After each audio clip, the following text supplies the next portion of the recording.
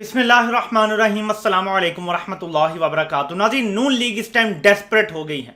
Maryam Nawaz group जो साफियों का है वो सारे ये कह रहे हैं, कोई कह रहा है जी का जाना ठहर रहा है, जी का जाना ठहर गया है, game is over, party is over. सब ने ये बयानात सोशल मीडिया पे देना शुरू कर दिए हैं। नून लीग में तकसीम बिल्कुल वाजिया है, लेकिन मैंने अभी अभी लाइव टीवी पे ARY पे खकान अब्बासी को ये कहते सुना है। मैं अपने अल्फाज में आपको बता देता हूं, वो इदारे और इस्टेब्लिशमेंट का लफ्ज कहते हैं तो मैं खुल के बोलता हूं। फौज हमारे इस फैसले का बोझ उठाए जो हमने महंगाई करनी है, नहीं उठाएंगे तो संभालें जाके सब कुछ।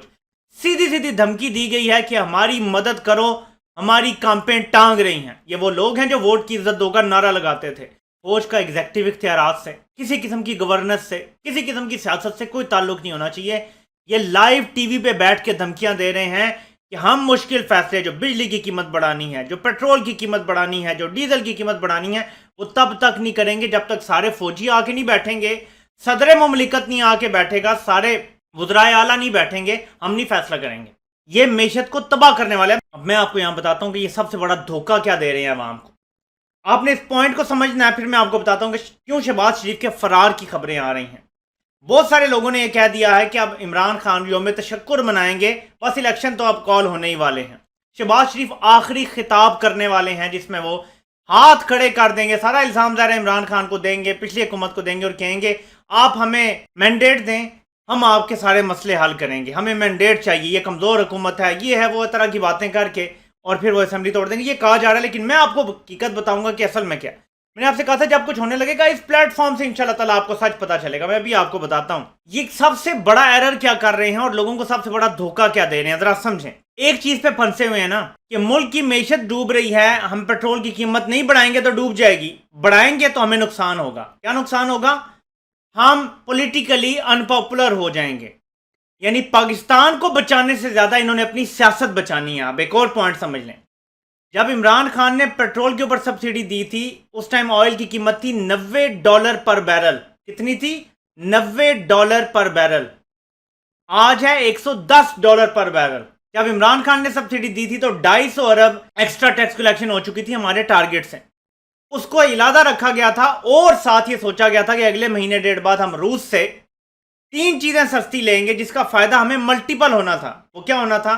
70% कीमत जो थी, यानी 30% सस्ती होती तो असल कीमत का 70% आप पे करते, यानी $1 अरब के बजाय आप $700 मिलियन पे कर रहे होते, 100 के बजाय 70 रुपए देते। नंबर 1 आपको चीज सस्ती मिलती, नंबर 2 आप कम डॉलर बाहर भेजते। हो सकता है आप रूबले में पेमेंट करते, उस टाइम उसकी कीमत गिरी हुई थी बहुत ज्यादा, जिन दिनों ये मामला चल रहे थे तो फिर रिकवर कर गया, कीमत गिरी हुई थी तो आपके जरिए मुबादला ने बचना था। जब जरिए मुबादला की बचत होती तो करंट अकाउंट डेफिसिट ने कम होना था, तो जो डॉलर की कीमत थी वो और नीचे आती। इमरान खान के खिलाफ जब अदम एतमाद आई तो डॉलर की कीमत थी 178 8 मार्च को, आज कितनी है? 200। ये 70 से भी 170 से भी नीचे आ जाता अगर हम रूस से तेल, गैस और गंदम ले लेते तो, क्योंकि हमारे जो बहुत सारे खर्चे थे वो कम हो जाते। अब ये कह रहे हैं कि इमरान खान ने ज्यादती कर दी थी, इमरान खान ने ये सब्सिडी दी, अदम एतमाद आ गई, इमरान खान 9 अप्रैल को घर चले गए। पहला फैसला शहबाज शरीफ को हल्फ उठाने के बाद ये करना चाहिए था कि इमरान खान ने गलत किया, कौम को सब्सिडी दी, कौम को सस्ती चीजें दी, मानते, इकरार करते कि इमरान खान ने कौम की खातिर ये फैसला किया। लेकिन अब हम इस फैसले को रिवर्स कर रहे हैं। अब हुआ क्या है जरा ये समझिए, आपको समझ आ जाएगा सारा पॉइंट। पिछले 5-6 हफ्तों से ये उसी फैसले को कंटिन्यू किए हुए। इमरान खान ने जो किया था वो कम वक्त के लिए था, इन्होंने अब ज्यादा टाइम ले लिया है, ज्यादा ये सब्सिडी भी ज्यादा दे चुके हैं। फॉर एग्जाम्पल अगर इमरान खान 30 अरब महाना दे रहा था, ये 100 अरब महाना से ज्यादा सब्सिडी दे रहे हैं। क्यों दे रहे हैं? ये डर इस चीज से रहे हैं कि अगर हमने कीमतें बढ़ाई तो इमरान खान पहले हमारे लिए अजदाहा बना हुआ है तो हमें निकल जाएगा साबित। अपनी सियासत को कुर्बान नहीं कर सकते। याद रखें, ये आपका दर्द नहीं है। ये बार बार कह रहे हैं हम अपनी सियासत को अवाम की खातिर कुर्बान नहीं कर सकते, हम अपनी सियासत को पाकिस्तान के ऊपर कुर्बान नहीं कर सकते। सारा मसला यह था। क्या इमरान खान ने इनके पांव पकड़े थे क्या और मेरी हुकूमत गिरा? तो इमरान खान ने जो प्लान बनाया था वो 2023 तक अपने लिए बनाया हुआ था, उसने मैनेज करना था जैसे भी करना था। इन्होंने अदम एतमाद ला के उससे हुकूमत छीनी है, इन्होंने छीनी है सबको साथ मिला के, जो हल्क है उसको मिला के, जो न्यूट्रल हमारी अदालतें रात को 12 बजे खुल गई उनको साथ, सब इकट्ठे थे, सेम पेज पे थे उस रात को जिस रात इमरान खान एक डायरी उठा के चल पड़ा था घर। अगर ये इमरान खान को चलाने देते, वो जानता, सब्सिडी जानती, अवाम जानती, वो निपट लेते उससे, वो खुद कर लेता सारे फैसले। एक और चीज, इमरान खान ने, आपको याद होगा कि कोरोना के दरमियान इंटरनेशनल मार्केट में तेल की कीमतें गिर गई तो इमरान खान ने 25-30 रुपए कम कर दी कीमतें। वो कुछ ही दिनों बाद ऊपर चली गई। इमरान खान ने बिल्कुल नहीं सोचा और जिस तरह कीमतें ऊपर गई वापस 25-30 रुपए ऊपर कर दी। गालियां बड़ी खाई लेकिन मुल्क की मफाद मुकद्दम रखा। ये है इमरान खान। उसने नहीं देखा कि मैं अनपॉपुलर हो जाऊंगा, उसने नहीं देखा मुझे गालियां पड़ेंगी, उसने फौरन जो कीमत बनती थी वो बनाई ताकि पाकिस्तान का नुकसान ना हो। यह भी सब्सिडी उसने पूरी कैलकुलेट करके दी थी कि इतनी हमारे पास रकम पड़ी है और इतना सस्ता हम जब ले लेंगे रूस से तेल, गैस, गंदम, ओवरऑल हमें डॉलरों की भी बचत हो जाएगी और यहां भी हम सस्ता दे पाएंगे। ये पूरा प्लान था जो किया गया था। अच्छा, मेरा चैलेंज है इनको, अगर साजिश नहीं है तो रूस से वो 70% पे जो मिल रहा है तेल वो ले लें, कीमत नहीं बढ़ानी पड़ेगी। क्यों अमेरिका की बात मान रहे हो? अगर साजिश करके नहीं आए, रूस से लो ना 30% कम पे। नहीं लेंगे, क्यों? साजिश के तहत आए हैं। अमेरिका ने ऑर्डर दिया है कि रूस के करीब भी नहीं जाना तुमने। अब मैं आपको बताता हूं कि जो खबरें चल रही हैं कि अभी गई बस हुकूमत और इलेक्शन अनाउंस होने वाले हैं। याद रखें, आपका जिनसे मुकाबला है, झूठ बोलना, धोखा देना, ये इनकी ट्रेनिंग का हिस्सा है। वो इसके मास्टर्स होते हैं। तो किसी बहकावे में आपने नहीं आना। जब तक इलेक्शन अनाउंस होने के बाद हो नहीं जाते शफाफ इलेक्शन, आपने किसी वादे पे बिलीव नहीं करना। तब तक ये मूवमेंट चलेगी मुसलसल। अब मैं आपको बताता हूं कि शहबाज शरीफ का जरदारी चाहता है कि नून लीग गंदी हो जाए पंजाब में, वो भी फोर्स कर रहा है। उसकी अभी काफ लीग के चौधरी शुजात हुसैन से मुलाकात हुई है। जरदारी चाहता है कि ये जो चौधरीज हैं ये वफाक में सपोर्ट करते रहें, क्योंकि अगर इनके 2 वोट जो हैं वो निकल जाते हैं, एक MQM के वो जो MNA फोत हो गए हैं, तो शहबाज शरीफ अक्सरियत खो देते हैं, उनकी हुकूमत गिर जाएगी। फिर दोबारा एक अजीब सी खिचड़ी पक जाएगी। आई डोंट नो कि शायद अक्सरियत उन्हीं के पास हो तो दोबारा वो बन जाए। इस कमज़ोर हुकूमत में शहबाज शरीफ को नवाज शरीफ और मरियम ने यह कहा है कि ये सारा नज़ला अपने सर पे ना गिराओ। डील का क्योंकि हिस्सा ये था कि नवाज शरीफ वापस आएगा, उसकी सजाएं ख़त्म होंगी, मरियम की सज़ा ख़त्म होगी और अगले इलेक्शन में नून लीग आराम से जीत जाएगी। ये सारी डील का हिस्सा था। इमरान खान के साथ अवाम खड़ी हो गई तो डील पे अमल करना मुश्किल हो गया है। और नवाज शरीफ अब कह रहा है अगर मुझे फ़ायदा नहीं, मेरी बेटी को फ़ायदा नहीं, तो फ़ौरन इलेक्शन में जाओ, क्योंकि ज़्यादा देर तुम यहाँ रहे तो ज़िल्लत तुम्हारे मुकद्दर में होगी और तुम अवाम में और गैर मकबूल हो चुके होगे। तो दोबारा अगले इलेक्शन में तुम्हारी ज़मानतें ज़ब्त होंगी। कि नवाज शरीफ का अब लॉन्ग टर्म प्लान ये है कि दोबारा हमारी हुकूमत अगर बने, हम फौरी इलेक्शन में जाएं तो मेरी सजाएं किसी तरह से ख़त्म होने का इम्कान पैदा हो, कोई सदारती माफ़ी हो, कम अज़ कम मुझे जेल में तो ना जाना पड़े और इस तरह का कुछ हो जाए कि कम अज़ कम मैं बाकी टाइम तो सुकून से गुजारूं। और यहाँ पे पाकिस्तान में रहते हुए सियासत में जोड़ तोड़ और सब कुछ करना ज़्यादा आसान हो जाएगा जब सारी सजाएं मेरी ख़त्म हो चुकी होंगी। इसको समझ लें सारी बात को। नायली ख़त्म होती है यानी फिर भी नवाज शरीफ पाकिस्तान में आके सियासत का गॉड फादर बना रहना चाहता है। जो लंदन बैठ की मुश्किल है, लंदन बैठ के तो अपना भाई नहीं कंट्रोल हो रहा। इसाक डार ने बाकायदा खबर शेयर की है जो मैं आपके सामने रखूंगा, अपने ट्विटर अकाउंट से ट्वीट किया है। इसमें लिखा हुआ है, मैशत की ज़बू हाली मुल्क तनाज़ात का मुतम्मल नहीं हो सकता। इसहाक डार को ख़जाना का कलमदान ना देना समझ से बालातर है, जिम्मेदार कौन है? और नीचे तफसील लिखी हुई है। लेकिन इसहाक डार अपनी हुकूमत होते हुए गिले कर रहा है कि मुझे क्यों नहीं वजारत ख़जाना मिल रही, जबकि मैं बदस्तूर सेनेटर हूँ। ये अब तक गिले शिकवे चल रहे हैं। मिफ्ता इस्माइल को रखना चाहते हैं शहबाज शरीफ और हल्क साहब। इसहाक डार डिक्टेट कर रहे हैं कि मुझे बनाओ। तो इसहाक डार, नवाज शरीफ, मरियम सेम पेज पे हैं, परवेज रशीद और इस तरह के लोग, उन सबको साइड लाइन किया गया है। यानी नून से शीन निकाल दी गई है। लेकिन शहबाज शरीफ ने अभी तय करना है, बड़े भाई की बात माननी है या जो नए बड़े भाई हैं जिनके चमकाए जाते हैं उनकी बात माननी है। मैं आपको अगले वीडियो में बताऊंगा मुकम्मल प्लान क्या था। मुझे सारे प्लान का टोटल सारे डॉट्स कनेक्ट करके समझ आ गया है। अब तक पाकिस्तान में ना किसी यूट्यूबर ने, ना किसी मेन स्ट्रीम सहाफ़ी ने और कहीं भी इसका जिक्र नहीं किया। मैं आपको अब पूरा प्लान बताता हूँ रजीम चेंज का कि एंड गोल क्या था। मुझे सारा समझ आ गया है, लेकिन वो अगली वीडियो में। अभी शहबाज शरीफ ने अगर तो बड़े भाई की बात मान ली तो वो असेंबली तोड़ देंगे कल। लेकिन अगर हल्क की बात मान ली तो शहबाज शरीफ आगे चलेंगे, आगे बढ़ेंगे और इमरान खान से जूते खा के निकलेंगे, ऐसे नहीं निकलेंगे। ये मैं आपको बता दूं। ये जो खबरें आ रही हैं कि हल्क बदल गया है और वो कह रहा है हुकूमत गिरा दो और इलेक्शन करा दो, ये खबरें दुरुस्त नहीं हैं।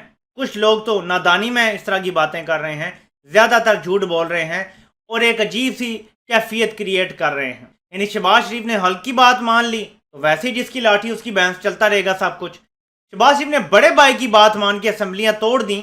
ऐसा लगेगा कि हल्क ने अपनी गलती दुरुस्त कर दी, सारी रेपुटेशन बहाल हो जाएगी। लोग भूलेंगे नहीं जब तक शफाफ इलेक्शन नहीं होते और होते हुए नजर नहीं आते और उसके बाद एक जायज हुकूमत नहीं कायम हो जाती। लोग ये गलती माफ नहीं करने वाले, ये मैं बता दूं। तो इस तरह की ये जो गेम्स हैं ये नहीं चलेंगी। शहबाज शरीफ को वन वे और अनदर फैसला करना पड़ेगा। पेट्रोल डीजल की कीमत बढ़ानी पड़ेगी, बिजली की कीमत बढ़ानी पड़ेगी। और मैं आपको आज लोड शेडिंग का बता दूं शॉर्ट में, तफसील से नेक्स्ट वीडियो में बात कर लेंगे। जो लोड शेडिंग हो रही है उसकी वजह यह है, नून लीग ने महंगे बिजली के मंसूबे लगाए अपने पिछले दौर में। ये इंपोर्टेड फ्यूल के ऊपर लगे हुए सारे बिजली के मंसूबे हैं। जब इमरान खान शोर डालता है कि इन्होंने महंगी बिजली बनाई तो वो इसी तरफ पॉइंट आउट करता है। अगर ये तब डैम बनाने शुरू कर देते तो आज हमारे सारे डैम तैयार होते, 2013 में स्टार्ट होते, 9 साल बाद सारे डैम मुकम्मल होते और आज पाकिस्तान में सस्ती तरीन साफ बिजली बन रही होती और कोई लोड शेडिंग का मसला ना होता। लेकिन ये नून लीग ने कोई प्लान नहीं बनाया हुआ और पैसे इनको कहीं से मिल नहीं रहे बाहर से। इनको इंपोर्टेड फ्यूल की ज़रूरत है। इंपोर्टेड फ्यूल अगर ये एक्स्ट्रा लेते हैं बिजली बनाने के लिए तो डॉलर ज़्यादा मुल्क से बाहर चले जाएंगे, यानी जो 200 का डॉलर है वो 210-20 पे चला जाएगा। तो जान के इंपोर्टेड फ्यूल नहीं खरीदा जा रहा जितना चाहिए और इस वजह से बिजली का शॉर्टफॉल है। बाकी तफसील मैं आपको अगली वीडियो में बताऊंगा। ये इनकी नाअहली है, इनकी गैर मकबूलियत है, इनका निकम्मापन है। और वो जो कहते थे ना कि ये बड़ा एडमिनिस्ट्रेटर है, वो भी पोल इनका खुल गया है सरे बाजार। और आज मेरी बात आपको याद आ रही होगी जब मैंने कहा था कि बुज़दार हमारी चॉइस शायद ना हो। जो हम एक्सपेक्ट करते थे कि तहरीक इंसाफ का वज़ीर आला पंजाब, शायद बुज़दार उस लेवल का ना हो जो हमारी सोच थी। लेकिन अगर मुकाबला शहबाज शरीफ से करना है पंजाब में तो बुज़दार उससे बहुत बेहतर है। अब आपने देख लिया कि जब उसे वज़ीर आज़म बनाया गया है, हल्क उसके पीछे खड़ा है अपनी पूरी ताकत के साथ। वो गायब साहब भी खड़े हैं उसके पीछे पूरी ताकत के साथ। वो प्रेस कॉन्फ्रेंस वाले भाई साहब भी खड़े हैं पूरी ताकत के साथ। एक फैसला नहीं कर सका, एक फैसला नहीं कर सका। ये है इनकी हकीकत। और आते हैं सुप्रीम कोर्ट की तरफ। मैं शॉर्ट सी बात कर लूं, ये समझ लें पाकिस्तान में सिस्टम कैसे चलता है। असेंबली तोड़ने की अगर कोई बात करेगा और अगर हल्क नहीं चाहेगा तो फिर सुप्रीम कोर्ट भी खुल सकती है। वहां से जितनी भी तब्दीलियां ये कर रहे हैं, ट्रांसफर्स कर रहे हैं, लोगों को अपने केसेस के हवाले से हिला रहे हैं, उनको रोका भी जा सकता है। ये बताने के लिए कि तुम अगर हमारी बात नहीं मानोगे तो अगला तुम्हारा जो स्टॉप है वो जेल में होगा। ये समझ लें। तो मैं इस सिस्टम पे तब तक बिलीव नहीं करूंगा जब तक शहबाज शरीफ अपने मकसूद चपड़ासी वाले केस में जेल में एक्चुअली नहीं पड़ा होगा। मैं तब तक बिलीव नहीं करूंगा जब तक मरियम नवाज दोबारा जो उन्होंने जुर्म किया था अपने बाप की आनत का, उसमें वो जेल में नहीं होंगी। जब आसिफ जरदारी जो फेक अकाउंट्स केस है और फरियाल तालपुर ये जेलों में नहीं होंगे, मैं ऐसी किसी फुर्ती को तस्लीम करने के लिए तैयार नहीं हूं। ये सब इशारों पे चलते हैं, वरना रात को 12 बजे अदालतें ना खुलती। आपको कुछ लोग बताएंगे कि बड़ा फटियां पंदितियां फलां कोर्ट ने और फलां जज ने। सब न्यूट्रल हैं पाकिस्तान में, ये याद रखिएगा। अभी हमें कुछ पता नहीं है, कुछ क्लियर नहीं है कि क्या होगा, लेकिन जो है सामने वो मैं आपको बता देता हूं कि जो इन्होंने तकर्रियां की हैं वो सारी रिव्यू की जाएंगी, देखी जाएंगी सुप्रीम कोर्ट की तरफ से। जो इन्होंने लोग बदले हैं अपने केसेस में, तब्दीलियां की हैं, प्रोसिक्यूटर बदले हैं ताकि ये बच जाए अपने करप्शन के केस से। FIA में तब्दीली, नैब में तब्दीली, वहां से अपने जो सबूत हैं वो गायब करने की कोशिश, और बहुत कुछ किया है इन्होंने। और आइंदा किसी तब्दीली या तकर्री करने से अदालत ने रोक दिया है। उन लोगों को नहीं तब्दील कर सकते जो हाई प्रोफाइल केसेस देख रहे हैं पीपल इन पावर के।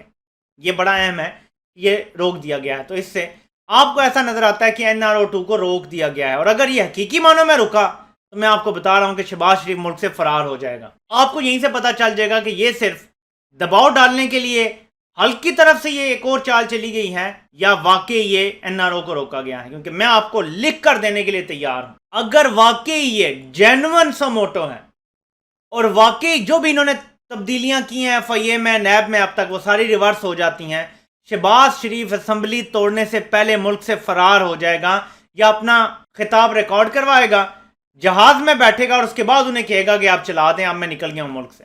इसके बगैर शहबाज शरीफ इस मुल्क में नहीं रहेगा, मैं आपको बता रहा हूं। बिकॉज उसे पता है कि अगर अब भी मेरे केस खत्म नहीं हुए तो नेक्स्ट टाइम अगर इमरान खान आ गया तो वो तो अपने हाथ से पकड़ के मुझे एक्चुअली घसीटता वाले जाके अडयाला जेल में डाल देगा।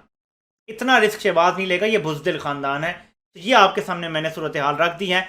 किसी पे भरोसा मत करें। मैं नेगेटिव बात नहीं कर रहा, मैं 1.5-2 साल से आपको बता रहा था कि जो उनके केसेस नहीं चल रहे, ये डील हो रही है, तब कोई मानता नहीं था। फिर मैं खुल के बात करता था तो कहते थे आप इदारों को मलाइन कर रहे हैं। मैं आपको बता रहा था ये वही लोग हैं जिन सब ने मिल बांट के खाया है।